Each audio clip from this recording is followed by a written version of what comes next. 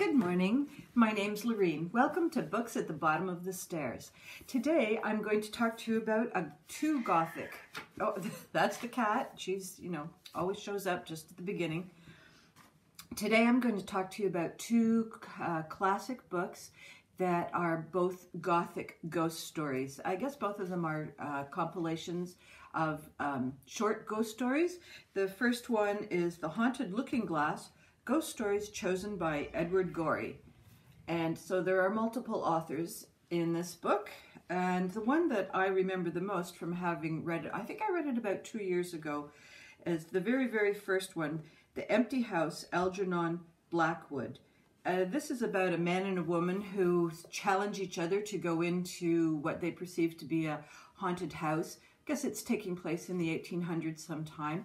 And it's an early ghost story. There's not a lot of special effects, but the Algernon Blackwood creates quite an atmospheric tension. And I don't think that the ghost part of it is just sort of off stage, if you like. And it's more about the fear and the anxiety about the two characters in the house as they wait for the appearance of the ghost.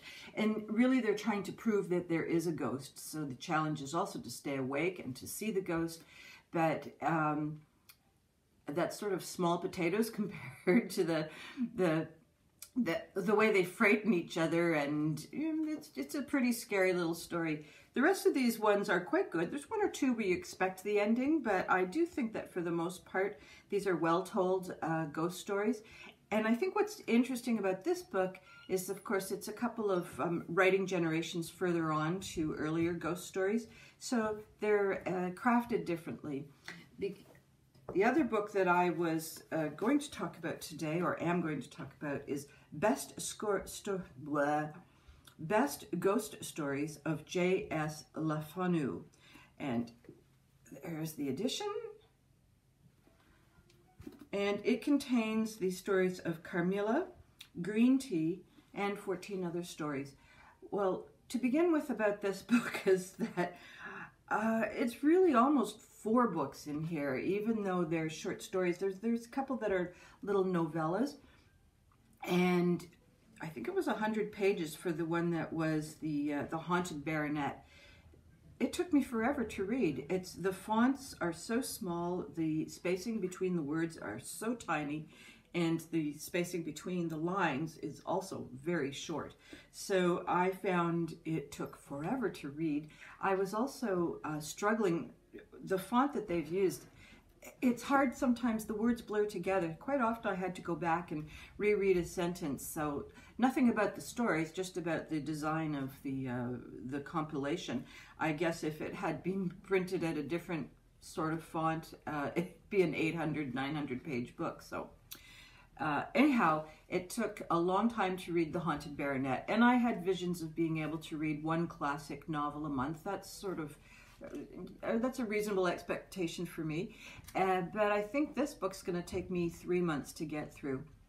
So what do I want to say about that story? It's interesting that Fanu is being called the father of the vampire story, which is what brought me to this book in the first place. A young friend of mine really enjoys these kind of Gothic vampiric things, so I wanted to see what she was so keen on, and certainly The Haunted Baronet does not go in that direction. But Fanu himself is called, let me see, what is he?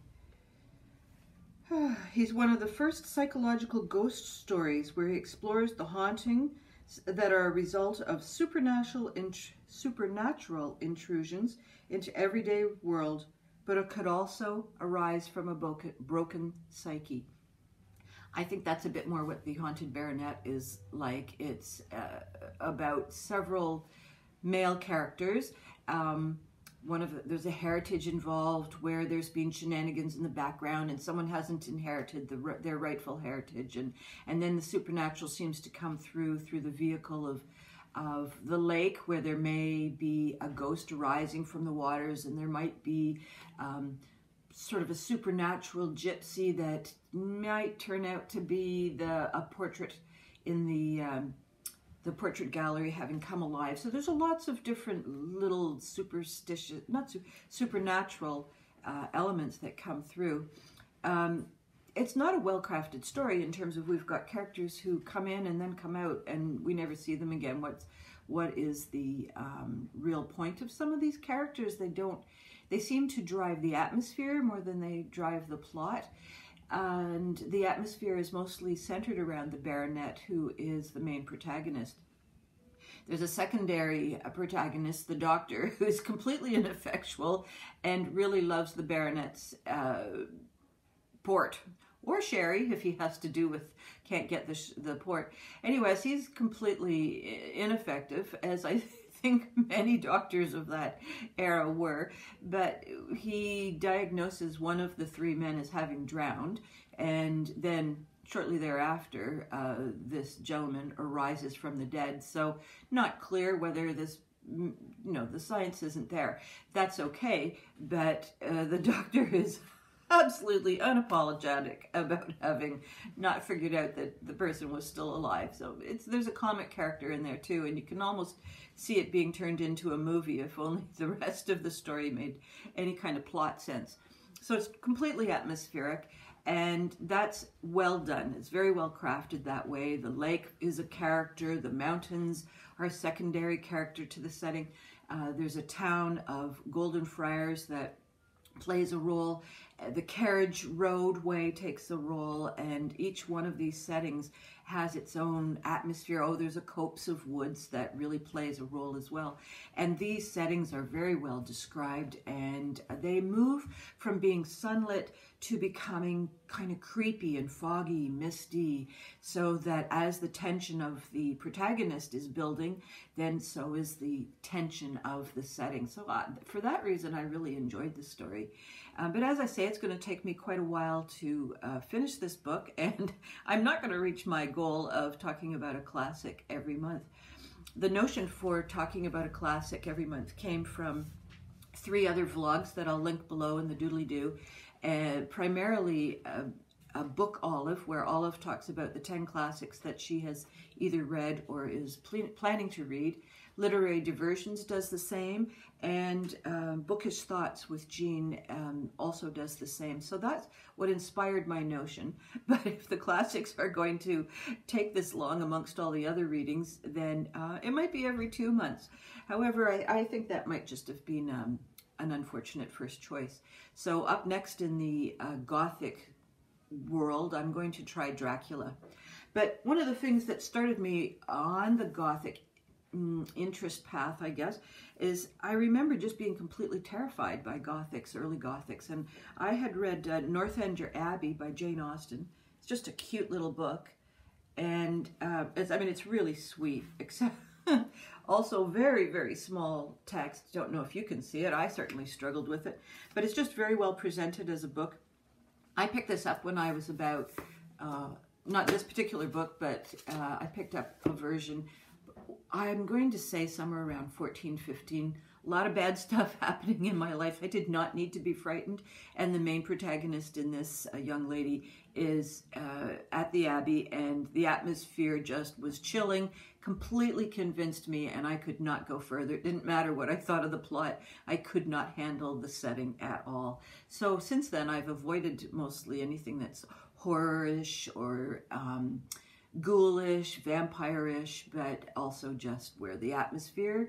So I struggle with movies. I forget that those are special effects. Ugh.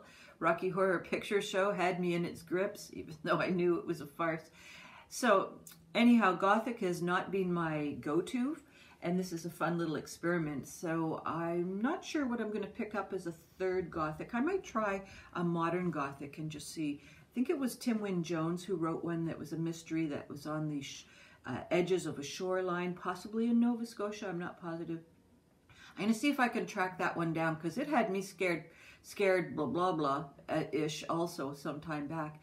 And I couldn't go forward with it, but I'm going to be brave, see if I can find it. That's all for me today. I hope you're all well, and take care of yourselves. Bye-bye.